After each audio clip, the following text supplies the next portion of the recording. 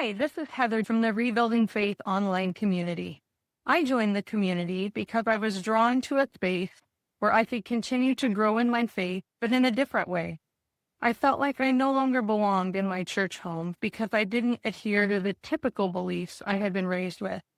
I no longer could sit in the pew at my church while knowing my gay son was not accepted by the Christians with whom I worshiped. The best part about my experience in the community has been feeling that I'm not alone in my faith rebuilding journey.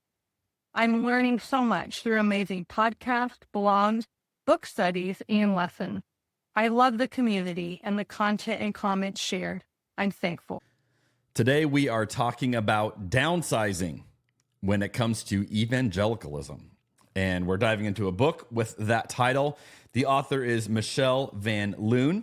She has written a number of books. Her writing is shaped by her deeply rooted faith in Christ, by her secular Jewish heritage, by a spiritual hunger, and her storyteller's sensibilities. She's been a regular contributor to Christianity Today and In Touch magazine.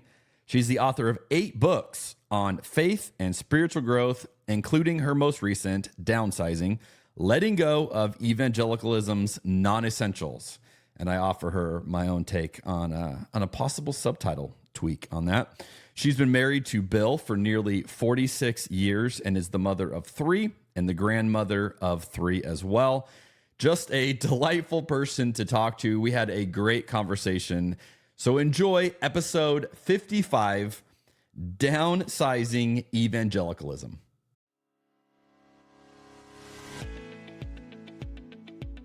I've never shared this with anybody publicly. There's so many things happening in this conversation right now. 1,000 years from now, people are going to be looking at this podcast saying, so this was the breakthrough. If this was SportsCenter, that would be like such a hot take. Skip Bayless would have no idea. Stephen A. Smith would have no idea what to say if you drop that down.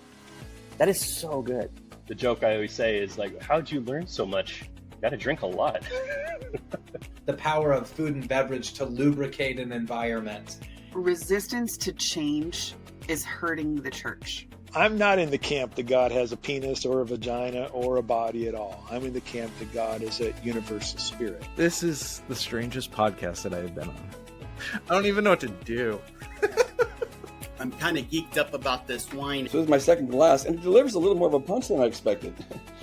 So if I get a little loopy, it's your fault. You told me to drink on the show. I will also say as a confession, I am a lightweight. So I've had like 3 sips of this wine and I'm already feeling it. So this is fun. You've uncovered the mystery. You've exposed the formula. You've just duct taped together a number of things that aren't normally hanging out together, and I'm here for it. We're going to sit down at table. We're going to have a glass of wine and some food, and we're going to talk about the beauty of Jesus. Thank you for the hospitality that this particular podcast provides folks like myself, and I know others, to be curious around their faith practices. I really appreciate this venue, what you're doing. It is fun, and yet you dig into the deep stuff. I've heard about your podcast for a long time, and I love that you're a pastor and that you explore the world of faith through wine. That's very unique. I will never forget the first time I bought a bottle of wine by myself, which was yesterday. If you're familiar with drunk history, I thought it's like drunk theology. So I got a little spicy there. It's the peach wine. Apparently the wine is, here we are. Queer we are. Beer we are. No, it's wine, Jeremy. By the way, drinking this Pinot Grigio at 3 o'clock in the afternoon is making me even more direct in my communication than I normally would be. I know why you have your guests drink wine. It makes sense now. Yeah, I get it. A little bit of liquid courage to really unleash the beast. I think you've got a good podcast. So throwing the wine bit in there, that's nice, doesn't it? Cabernet and Bray, yeah. Well, welcome to the podcast, Michelle. So great to have you. Thanks for having me, and the invitation, along with the recommendation that I have a glass of wine at hand, might be my very favorite podcast invite I have ever gotten. And I bet I'm not the only guest who has said that. I like that. You know, it's an easy sell when we pitch the podcast, and then I also say, the requirements, you got to drink with me. And people are like, oh, well then, yeah, maybe I can fit that in. So let's talk about then what we're drinking. 'Cause we've got a couple of beverages today. I'm going to a wine that I was given that I'm excited to drink. This is a 2019. I don't know how to say this, so I always say if you don't know how to say it, you just say it confidently. Mas La Plana. It's a Cabernet Sauvignon from Spain, and so I'm stoked about this. This thing's a big boy, deep red, lots of power to it. But because it's more of the old world, you get some of the minerality, the blackberry, the plum, mint, some nice acidity to it. It is a warm day here. Michelle and I were just talking before we hit record that we had a haboob in Arizona yesterday, which maybe if you're following the news, you've heard about, but they're kind of funky things that we get in Arizona. So the weather today is actually a little bit cooler. So like our high today is 91. So we are celebrating that we're not being killed by the sun right now. So I'm drinking that. Michelle, what do you got? I am drinking, courtesy of our friends at Trader Joe's, a Cocobon Estates Chardonnay. And even though I have a huge vocabulary, my wine vocabulary with all of those delicious, beautiful, descriptive adjectives always feels impoverished. So I will just say that it is bright. It is crisp.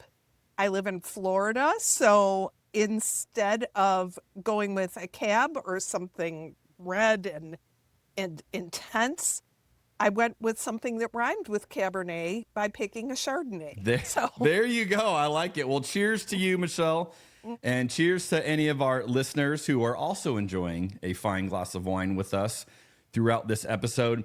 You know, we had a wine event last night, and one of the guys at the wine bar was describing the wine. And one of the tasting notes he used was he said it reminded him of a blossoming herb garden. And I thought that was so funny because I said a blossoming herb garden. So not to be confused with an herb garden. This one has to be blossoming. So yeah, it is funny. Some of I think it's a chance for people to express their creativity is really what it is. Like it totally is. And even though I am a woman of many words, I've written 8 books, I have lots to say. When it comes to these particular adjectives that make sense, when you're talking about wine, my husband and I enjoy wine. We've been to some tastings. We took a trip up the Rhine last fall. Oh, very cool. And drank lots and lots of wine and saw the beautiful terraced vineyards, and certainly an appreciator of wine, but intimidated to start busting out words like oaky and legs and buttery. Well, you did great. And I always tell people it boils down to this. There are wines you like and there are wines you don't like. And you drink the ones you like and you don't drink the ones you don't like. And it really doesn't need to be more complicated than that. I love that rule. Cosign. Okay, there we go. All right, so we're going to dive into your book, Downsizing. And I had a chance to read this, Letting Go of Evangelicalism's Non-Essentials. Although I will say, and I don't know if you've heard this yet, so this might be my little gift to you, but numerous times, more than once, I would glance at your subtitle and think that it said letting go of evangelicalism's nonsense. Like I would just quickly glance at it and think let go of the nonsense. And then I'm like, no, not nonsense, non-essential. So I don't know if you've heard that before. I haven't heard it, but it kind of works. It tracks, right? It definitely tracks. So yes. So, both fit. Okay, so you can use that. That's yours now. Yeah, thanks. You get rid of the nonsense and the non-essentials. Mm-hmm. So before we dive in, I want to ask you about a number of quotes that I really liked out of the book. Before we get into that, there's a question I like to set the tone for our audience to get a little bit of an idea of you, of your journey, where you are today, what's brought you here. So I always just ask people to narrow it down to 10 years. So if you looked at the last 10 years of your life, what has your faith journey been like in that time? What has changed for you in your faith in the last 10 years? Well, I love that question. I would say the last 10 years have been integrating a lot of stuff that came before, beginning to make sense of it, creating meaning out of it, and being very quick on the trigger to call BS when I see it, to recognize dysfunctional patterns, and also to celebrate the rebels, the whistleblowers, the deconstructors, the question askers, because honestly, those people who end up feeling like and often getting pushed to the margins are exactly where Jesus is working. And it's not at the center in the boardrooms of big institutional churches and denominations in universities. It is always, and we're always surprised by that, but it's always on the margins. That's where the growth and activity in life is. So for me, I would say the last 10 years have been that journey, and continuing some of the things that God had already started in my life before that. I'm 66, so I have lots of decades of experience from which to kind of process and draw. Well, you definitely are speaking to the right audience on this podcast. All right. All the people you mentioned, I'm like, yeah, these are the listeners. There's an awful lot of us out there. Yep. And hopefully we're gathered together drinking wine to make it all better. Okay, so one of the quotes I loved, and this sets us up to get into the overall theme of your book. You write this: "The church is not who she should be or must be. She needs to be born again, and the only way to get there is via downsizing." So why downsizing? Why is this the metaphor that works for you to explain these ideas? Well, I've known people actually probably since the turn of the millennium, so 25 years ago, when there was a big bubble particularly in the evangelical world, around the emergent movement. It was kind of the first wave of people that were asking questions, challenging norms, deconstructing. And some people the momentum carried them way outside of faith entirely. Kind of shook the dust off their feet, to use a metaphor from the Gospels. But a lot of people actually were not deconstructing faith as much as they were deconstructing terrible church experiences and bad theology.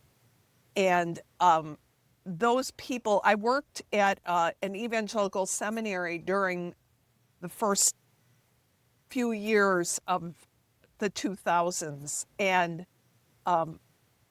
wow, there was a lot going on. And people were talking about things, and people were asking questions, and they were trying things, trying to figure out what to keep and what to toss from their church, youth group, evangelical, acquire the fire, whatever the thing was that kind of defined evangelicalism for them as young adults. People knew that it wasn't sustainable. And it didn't make sense. So those people who were trying to sort baby from bathwater, to use a really tired metaphor, sometimes it's the right metaphor. And in this case, it actually was. What to keep and what to toss became something I started paying attention to. Partly because I am a student and a lover of church history. So what's happening now is not an entirely new thing. It's a now thing, however. So you bring up some realities that come with the downsizing that anybody who is probably listening to this podcast has experienced themselves, is why they're probably interested in these kind of conversations. But you write it like this, and this illustrates it very well. You say, it is humbling to recognize that maybe you've invested a lot of time and money into something with little lasting value. Downsizing forces that kind of reckoning with the truth. And when I heard that line, I thought back to when I stepped away from being a lead pastor. I remember thinking every little nuanced decision I made about everything in the church had the utmost importance, and it was like I gave every waking moment and energy I had because I really did believe every single bit of it mattered. Then I stepped away and watched them just change a bunch of stuff and revert a bunch of stuff. And I remember having this feeling of like, why did I spend all of that energy, all of that effort, all of that time? And then you realize like this didn't have the impact that I believed it did. I thought it did. And I have heard that realization from person after person after person who's been in it to any degree and then walks away and goes, that is not what I thought it was. And you are illustrating it. Speak to this reality as you've seen it in your journey. Well, a story to kind of go along with the story that you shared. I was on staff at a church, and I was communications director, communications coordinator, whatever. And one of my jobs was to help orient people to all the different ministries of the church. Well, I thought this was before the internet fully kind of took over those tasks for churches. So I thought, let's get some flyers out there. So visitors, there were lots of visitors. There was a lot going on in the church at the time. Could just grab something. They didn't have to try to ask a person for information. It sounded so simple. The fight over not only the content, but particularly how those flyers were going to be displayed in the lobby of the church took almost 2 years of my life. Wow. It ended up, it wasn't a power struggle. I got pulled into the power struggle, but it was the power struggle between two women who watched a lot of HGTV and were deeply committed to going to Hobby Lobby and the craft store to make an explosion of, it was just like a mix of Hobby Lobby and Cracker Barrel, just like you would imagine in those days. And that, it didn't make sense to me. I finally, got the rack with the flyers put up on the wall. Within a month after I left, it was down. Mm-hmm. And I was like, first of all, the goodwill, the relationships that got shredded in this ongoing thing, all because I thought we need to help people understand how this church works. I didn't understand that what I was fighting was actually the truth of how the church worked. So that same, anybody who's been in a church for a while, or particularly if you've been on staff, you understand how everything just gets over-spiritualized and amplified, and a lot of it is power struggle and from unhealthy people. And for me, that the complete pointlessness of that, I'm like, this is 2 years of my life. I didn't do this 40 hours a week for 2 years, but it was a theme that just never went away. And I thought, there's so many other things that I could have been doing with my time. Anything really, flossing, drinking wine, was anything that would have made more sense than whatever ended up getting burned up in that. For what? So I get it. Yeah, and the more you've put into it, the harder that is. And so, you know, my whole career, all my certifications, all my schooling, you know, is all in this thing that then it's like, I don't want to do this anymore. Mm-hmm. And that downsizing moment is a tricky pill to swallow. And yeah, I just talked to someone at this event last night, and you know, he was talking about his own journey, and I said, "What was the turning point for you?" And he just said, I've known this for a while. I just finally got to a point where I was willing to do the work." And he's like, "I just didn't want to admit what I knew I needed to do." And I just like, that's it. And you certainly capture the emotions of that.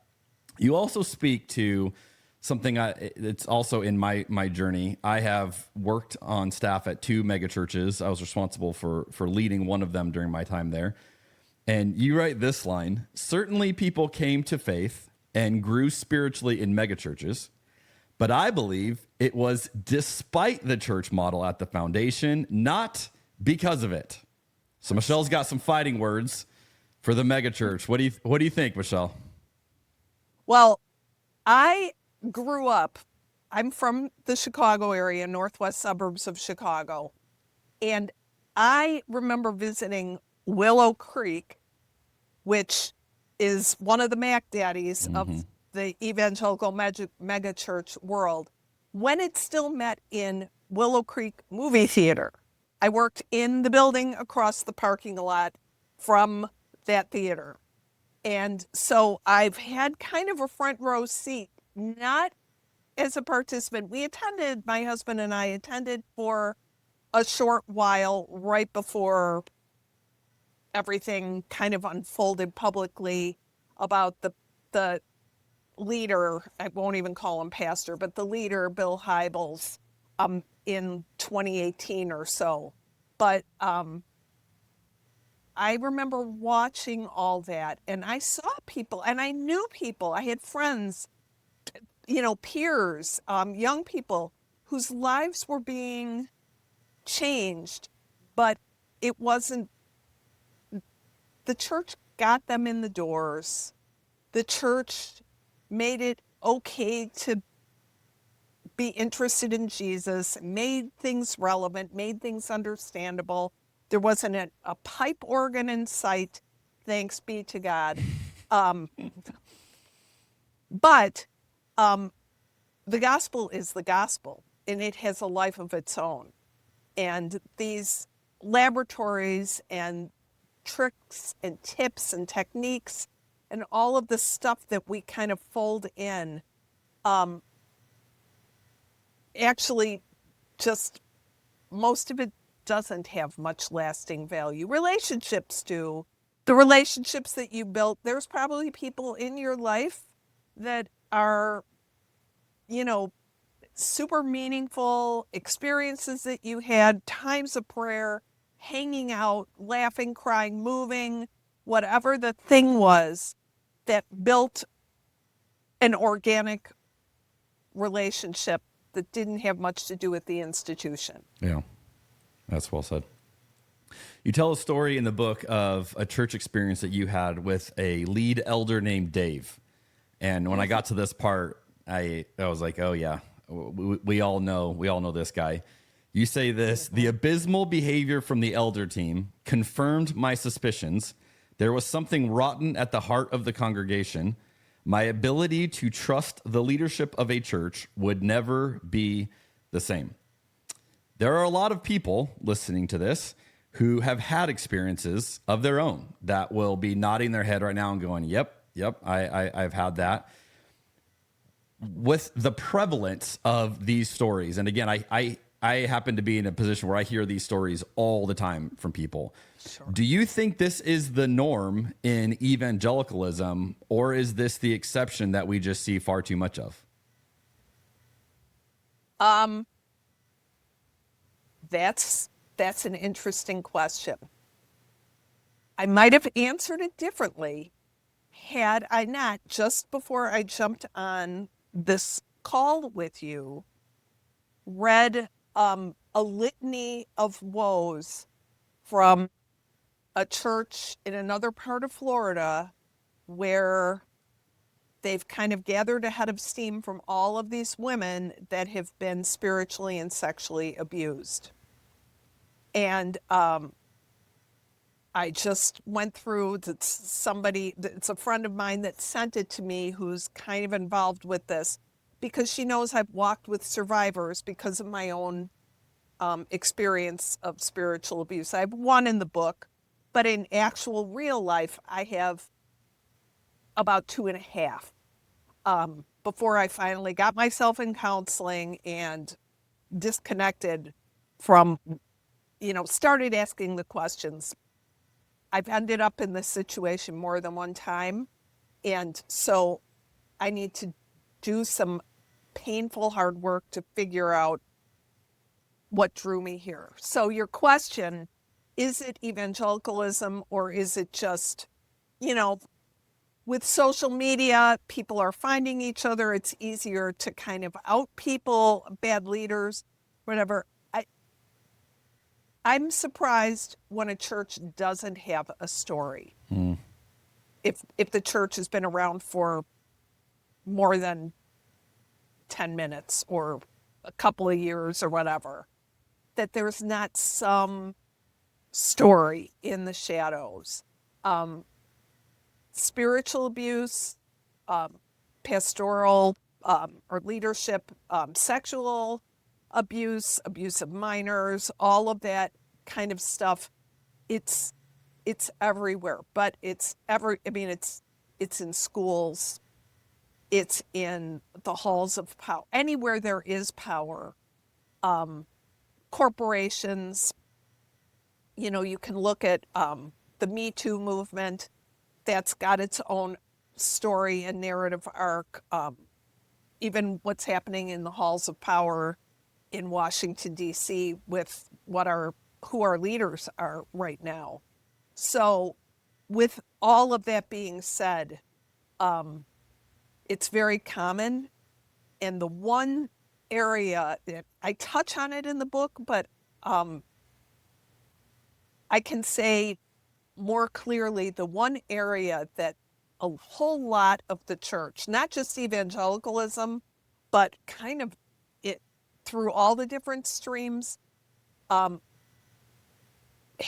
most streams of the Big C church have not done a good job developing a theology of power, developing practices that kind of continue to steer people towards humility and authenticity.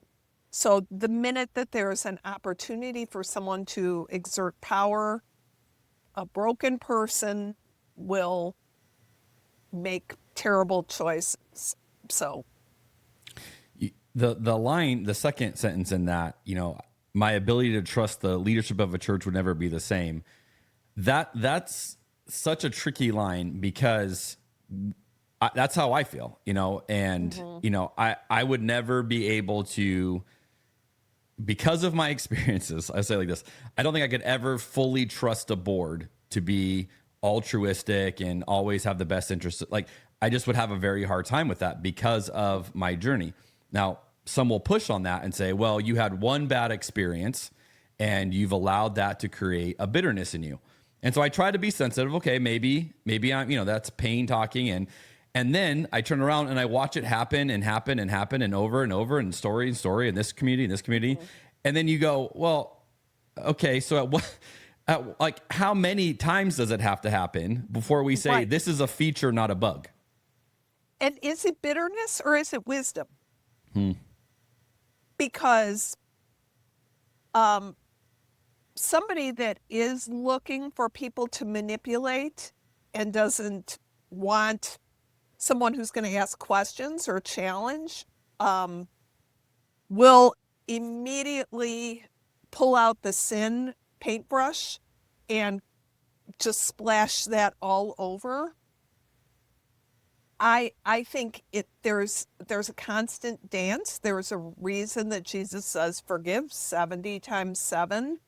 And in some of these cases, the case in the book of my own spiritual abuse, I might be on forgiveness lap number 536 for all I know. You know, like you just have to continue to kind of navigate that. That's my part of the journey. But the other part, the part that is more guarded, that the minute there's a power structure, I try to make sure I'm on the outside of it, because I don't need to be the insider, and I know what it does to people. The reason that people get pulled into those orbits and cover up for bad leaders and blame whistleblowers and all the rest is because of their own brokenness, their own spiritual immaturity. A few years ago, right before we moved here, we moved to Sarasota from Chicago in 2019, right before the pandemic, which maybe not the best timing, but I went to a gathering that was at Wheaton College, another evangelical bastion of whatever. And it was a bunch of survivors. I think Beth Moore was there because she was becoming more public about her own experience of abuse. But the person who struck me the strongest was someone that was part of the inner circle for many years at Willow Creek. And she talked very honestly about what drew her there and how she fought to maintain her position. And really what she was doing was telling the story of immaturity that would never, ever flourish or grow past that point until she got out of that situation. Yeah. You know, there's no reason to change. You know, she was being rewarded. She had a position. She got to take trips. She was in the spotlight. She was holding the microphone. She was preaching. So. Yeah. You have another section that I thought was so good, and it's something I think we're seeing more and more of now. And it's been something I've seen, you know, I've grown up in the church, so I've seen this all my life, but it's like this whole thing is on steroids right now. You talk about paranoia, and you talk a little bit of your experience, but you say, we've been practicing paranoia in the name of end times readiness for decades. And so you tell a little bit of your story, and then you say this: it was even longer before I could walk into an empty house where I expected there would be people at home and not have a 10,000 watt jolt of fear that the rapture had taken place and I'd been left behind. So you talk about some church baggage, you know, the theology that comes with that. But what I have found, especially true today, okay, so this has been around, it's not new, but it seems like this has grown. Paranoia seems to be a very common trait in evangelicalism today, and it's paranoia about all sorts of stuff. Why do you think paranoia grows so well in the soil of evangelicalism? It sure does. Authoritarianism grows in that soil. For people, evangelicalism as a whole we don't have a pope, except we kind of do. You know, depending on what stream you're in. You might, if you're in a charismatic church, there are, you know, untouchable charismatic leaders. If you're in a very fundamentalist church, there are those guys, and they set the tone and they make the rules. A lot of times, instead of discipleship, we are doing formation by peer pressure. And that peer pressure ends up kind of cultivating an atmosphere of fear, people focusing on rules, people focusing on all of that. And guess what? All the conspiracy theorying that has exploded in the last 10 years, most of us have been well taught exactly how to embrace conspiracy theories through trying to figure out when the rapture is going to happen and trying to figure out who the Antichrist is and trying to figure out who to boycott and what cartoon character might be having a secret message that's going to make all the viewers gay or whatever the thing is. And that all of that excitement and energy and having a common enemy it forms communities. They're not healthy communities, but it has the effect of people understanding who the enemy is, who's inside, who's outside, where the lines are. So woe to you if you do not color in those lines. Well, and I think the challenge for most people is if you stay within the lines of your community and you go along with what is taught and what is reinforced, you can very easily find yourself in an echo chamber where you're convinced everybody thinks the way you do because it's reinforced to you every single week. And the conversations you have, and we all agree with this, we all believe this. Then you talk to someone who goes, what? What are you talking about? That doesn't make any sense. You nuts? Yeah. Right. And these people are like, what? No, everybody believes this. And, and that's a lot of times the conversations I get, it's like, you do know that it's like one way of making sense of that. And throughout Christianity, there's been like a whole bunch of them. But what I found is most of the time they don't know that. They're like, what do you mean? They don't know that. And when I tell people one of the things that has saved my faith, because the book is a mix of, I share my own story because I've been in a lot of places, like Johnny Cash. I've been everywhere, man. But I also, there's more than 200 footnotes in the book. There's a lot of history and background. And I am amazed at and I don't know why, I shouldn't be surprised, that people don't know even the history of their own movement or their own church or dispensationalism, all that left behind rapture talk, is the disciples would have been very surprised by that information. That theological system was created. I think they'd be surprised by a lot of evangelicalism today. Oh, they would. They'd be confused. And one of the gifts that I have carried all along because of the way that I started my journey with the Lord. Both my parents are Jewish. I grew up in a very secular Jewish household with some religious education sprinkled in there. But if you've seen Seinfeld, it's kind of a little bit of what my house was like, especially the Del Boca Vista retirement community in Florida. That's, that whole vibe was my childhood. And, so when I came to faith in Christ, my parents said, you can't go to church while you're living here.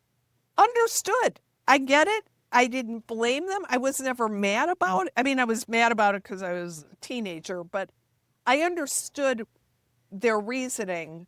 And I think they just hoped that the fad would go away. But because you'd outgrow of the phase. that, here I am. Yeah, I'm still that here. didn't work. 50 plus years later, I'm still here. But the idea of just kind of reading the Bible and listening to Christian radio, not the music. The music was always abysmal. I could hardly stomach it. So I would turn on the metal in between sermons. I was a weird kid. I'm still weird, but I came to the church that's kind of what formed my understanding of what the church could be and should be, because I was just reading the Bible, and I get that a lot of the epistles were written to address problems. Churches had problems. Churches still have problems. But I also understood there was something powerful that couldn't be duplicated without faith in any other kind of community. And that has kind of held me all along, even though it's been really pretty harrowing. Also, I've met some honest to goodness believers. None of them are running the smoke machine. None of them are holding the microphone. They're laying down their lives for foster kids. They're, all of those people that are not famous and aren't writing books, and they're just, they love God and they live sacrificially, and I know that the gospel's real because I can see it in them too. So I'm not without total hope, but in the institution, wowza. That's I love the way you just said that, because so often that is a conversation I get in, and it's something I need encouragement in, because, there's days where you're like, throw this whole thing out, I don't have the energy for it, and, this whole thing looks rotten, and you have to like figure out where do you get hope from in those days. There's some days it's easy, and you're like, hey, I'm feeling pretty optimistic. There's some days I'm like, this whole thing is rotten to the core. But burn it down. I love the simplicity of, rather than looking at any institution, just look at the people around you that are living it, and and again, I think all of us have those people. We know those people, and even as you're talking, names and faces are coming to my mind, and I'm like, yeah, it's them.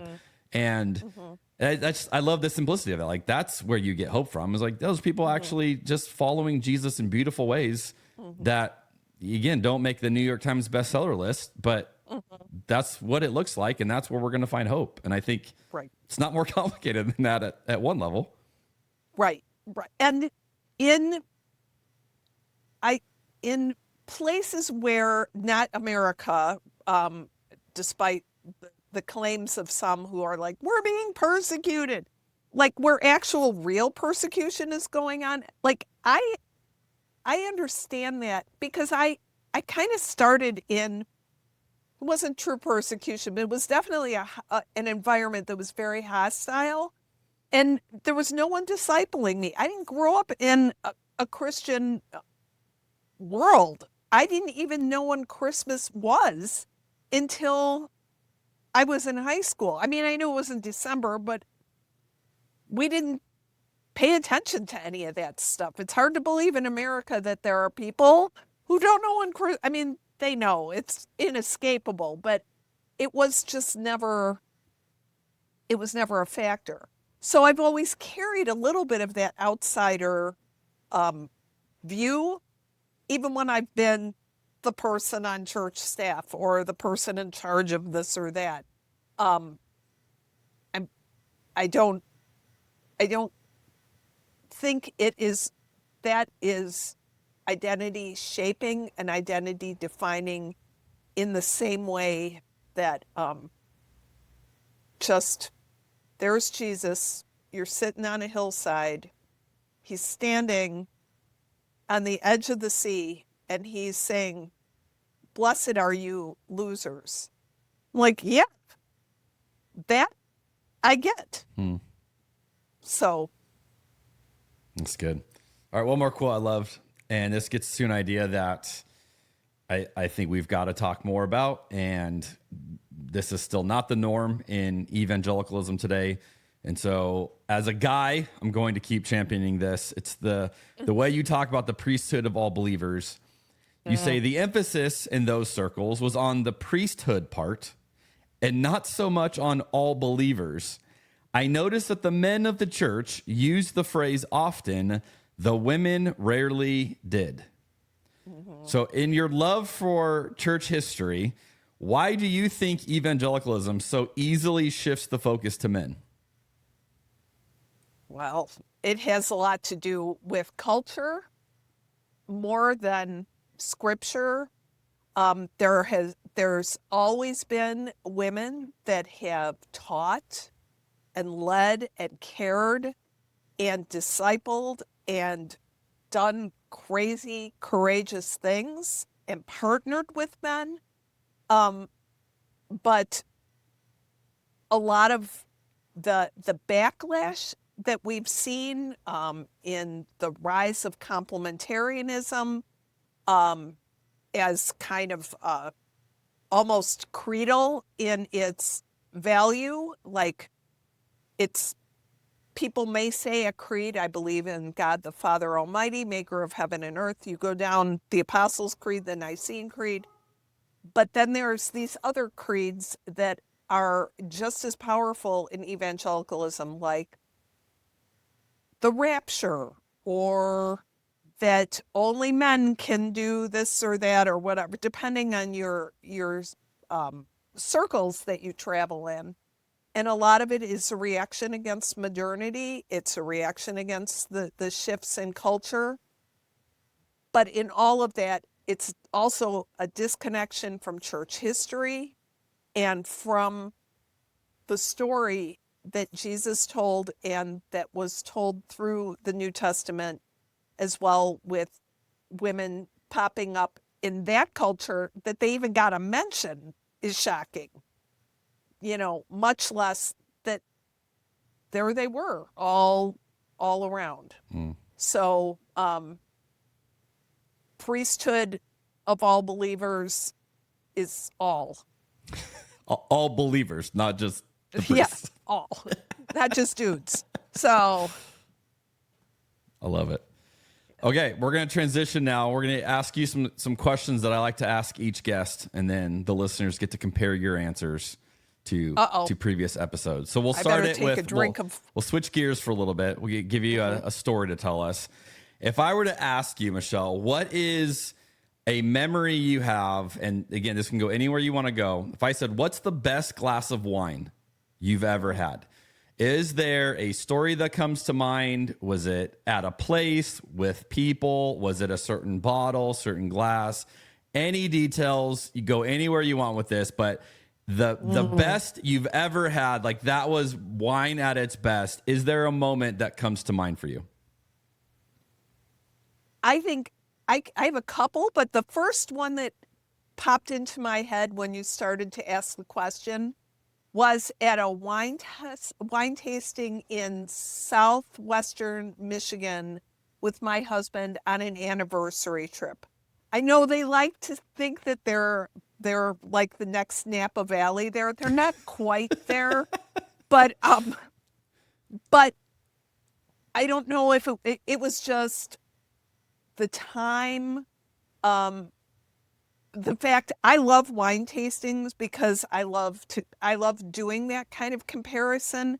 So it wasn't necessarily tied to a celebratory meal or anything, but it was just sitting in this beautiful place on a beautiful fall day, sipping really, really delicious wine with the guy that I love.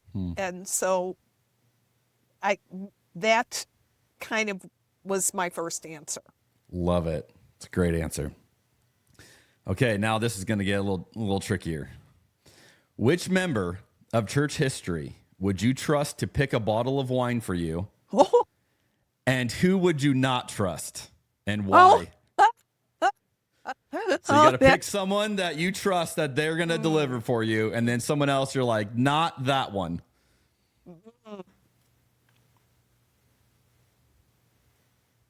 I can say I would not trust Martin Luther. Okay. That one's easier because he brought a lot of great questions and theology kind of into the fore, got people thinking.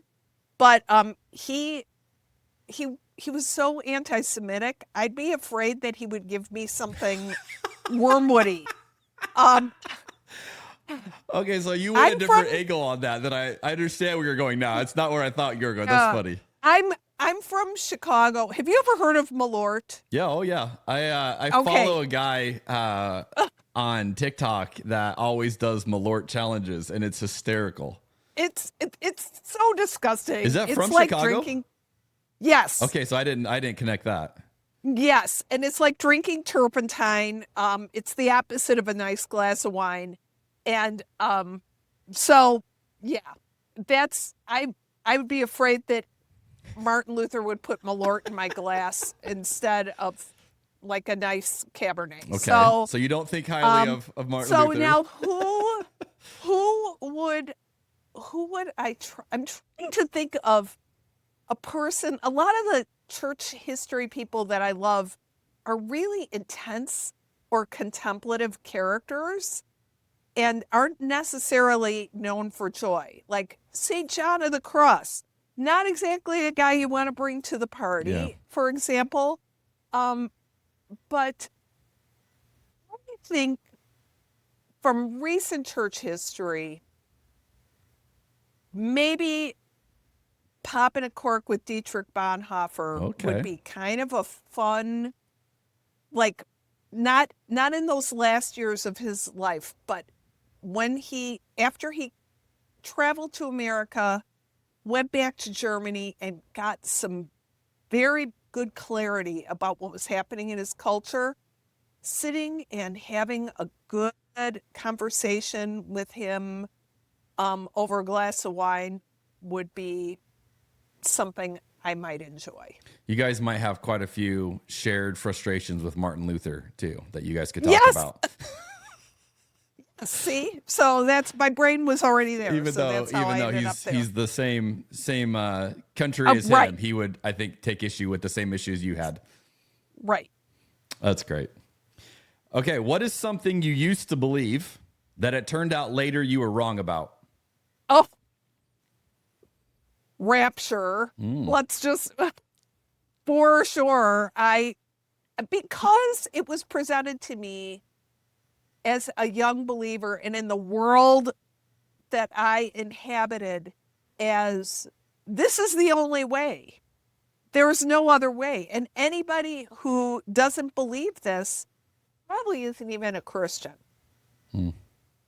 And so when I would hear through church history or what some of the early reading that I did, that people, not everybody signed up for that, I was like, well, they just didn't know better. Now we know better, so we do better, right? So, yeah, that would be one for sure. Okay, I like it. What do you see as the main issues facing Christianity in America today? Oh, my. Well, they're in the book. That'd be one thing I could say. But if I had to kind of boil it all down, it is that there's a deep misunderstanding of humility and repentance. And because people don't get it, they don't do it. It isn't just, there's some famous people who say, I don't need to repent. I haven't sinned. And I think, oh no, you're miles and miles from any chance at being healthy or being able to grow, being able to become a different person. One of my earlier books was about spiritual formation at midlife and beyond, and recognizing that we all hit a wall, that the training wheels that sustained us in our early years are not, we're not meant to ride through our whole life with training wheels on our lives. The training wheels come off. It's often very painful when they do, but that place of humility, of beginning again, of being born again, is the way forward. So we need to change our mind more. Yeah. We have to be okay with that. I love yeah. championing that. We just need to all change our mind more. What is something that's blowing your mind right now? What are you learning? Oh, blowing my mind in a positive way. I mean, all I have to do is sign on social media and my mind is blown literally every 5 minutes. Like, I can't even believe the world that we live in. But I think what's blowing my mind, it's even related to what I was reading right before we signed on to this call, the courage of people to speak out, to tell the truth when it's not going to there's no guarantees there's going to be a happy ending. A lot of times, if you've been in a dysfunctional kind of church conflict, they'll point to Matthew 18, which has kind of a little step-by-step grid for reconciliation relationally. And guess what? There's no guarantees that that is going to work. And people don't all follow the same script with that. But the courage of people to speak truth to power is, I think, connected on a spiritual level to the humility and repentance. They kind of all go together. Yeah. So, yeah. What's a problem you're trying to solve right now?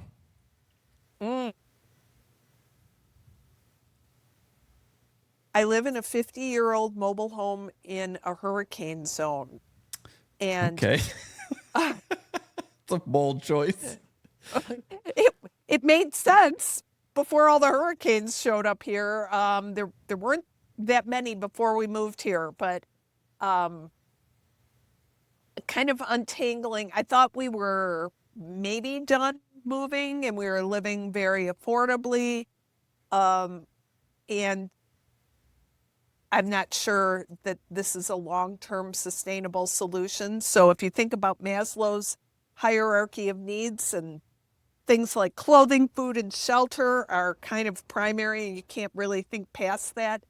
Right now, we're in the middle of hurricane season. So far, so good, but trying to kind of detangle what makes sense for a next step and a next address for us that's the problem I'm trying to solve. Figuring out that Thank shelter you, piece. Mr. Maslow. Yeah. Yeah. Okay, what's something you're excited about right now? I love having the kind of conversations I'm having because of this book.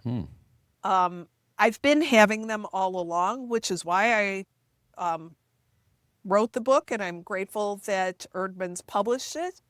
But these conversations, whether it's talking with people that are really mad at the church or really sad with the church, or they're gung-ho and they think everything's great, those conversations are life-giving, because finding places to connect with people and ask questions brings me an absurd amount of joy.